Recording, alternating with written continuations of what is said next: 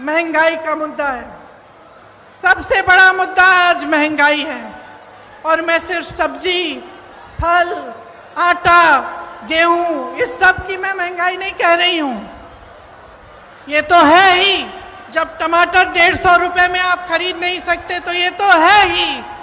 लेकिन इस महंगाई से किस तरह आपकी कमर तोड़ी जा रही है उसकी बात कर रही हूं। मैं वो बात कर रही हूं कि जब घर में इतनी बारिश हो रही है, आजकल छत से कुछ पानी गिर रहा है, आपको मरम्मत करवानी है, वो मरम्मत महंगी हो गई है। आपको किसी के घर जाना है, कुछ ले जाना है उनके लिए, वो खरीदना मुश्किल हो गया है। आपके बच्चों की फीस भरना मुश्किल हो गया है। इतनी बारिश में जो बच्चे स्कूल पाठशाला तक जा रहे हैं उनके लिए छाता खरीदना मुश्किल हो गया है। आपके पूरे जीवन पर एक बहुत बड़ा बोझ बन गई है ये महंगाई। तो ये सिर्फ टमाटर के भाव की बात नहीं है, ये बात आपके जीवन की है कि किस तरह आप गुजारा कर पा रहे हैं। मैं समझ नहीं पा रही हूं। मेरी बहनें यहां बैठी हैं, सबसे बड़ा बोझ इन पर है। समाज का बोझ, महंगाई का बोझ मेरी बहनें उठाती हैं सबसे ज्यादा। आज रसोई के लिए सामान खरीदना है, तेल खरीदनी है, वो भी नहीं मिलती। गैस का सिलेंडर मिलता तो था, उसमें गैस भरना ही मुश्किल हो गया है। आज आपको खरीदने जाना है तो 1000 रुपए से कम नहीं मिल रहा। बच्चों की परवरिश कैसे होगी? सुबह उठ के आप अगले दिन का सामना कैसे करते हैं? कोई बीमार पड़ जाता है तो घबराहट उनकी भी होती है और इस बात की भी होती है कि मैं दवाई कहाँ से खरीद के लाऊं। घर पे बीमार पड़ा है लेकिन दुकान जाकर इतनी महंगाई है कि दवाई ही नहीं मिलेगी, मैं क्या करूं? आज ये है आपकी परिस्थितियां। तो इस बीच मुझे उचित नहीं लगता कि यहां आकर मैं फिजूल की बातें करूं, मैं दूसरों की बार बार आलोचना करती रहूं। मुझे ये उचित लगता है कि हर चुनाव में, हर प्रदेश में, हर गांव में, हर मोहल्ले में जब कोई नेता जाता है तो उसे जनता के मुद्दों पर बात करना पड़ेगा। उसको बताना पड़ेगा कि ये महंगाई क्यों है, कि महंगाई के साथ साथ इतनी बेरोजगारी क्यों है,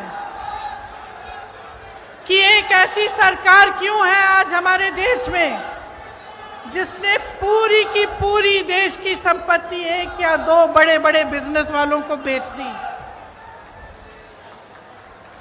जहां से आपको रोजगार मिलता था, उन कंपनियों को जब इन्होंने अपने मित्रों को सौंपा तो उनको मालूम होगा कि आप बेरोजगार होंगे। आपको रोजगार कहां से मिलता था? पीएसयू से मिलता था, बड़ी बड़ी जो सरकारी कंपनी थी उनसे मिलता था। आपको रोजगार खेती की कमाई से मिलता था, आपको रोजगार सेना से मिलता था, आपको रोजगार छोटे छोटे व्यापार से मिलता था। आज परिस्थितियां क्या हैं? जो बड़ी बड़ी कंपनियां हैं वो तो सारी सौंप दी इन्होंने अपने दोस्तों को। सेना की भर्ती का क्या किया अग्निवीर का आप जानते हैं।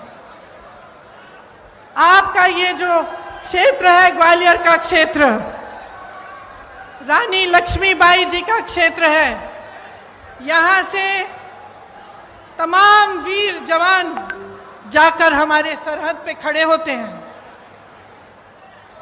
आप जानते हैं सबसे अच्छी तरह कि जब से अग्निवीर की स्कीम आई और 4 साल की सेना में भर्ती कराई गई, तब से क्या स्थिति है।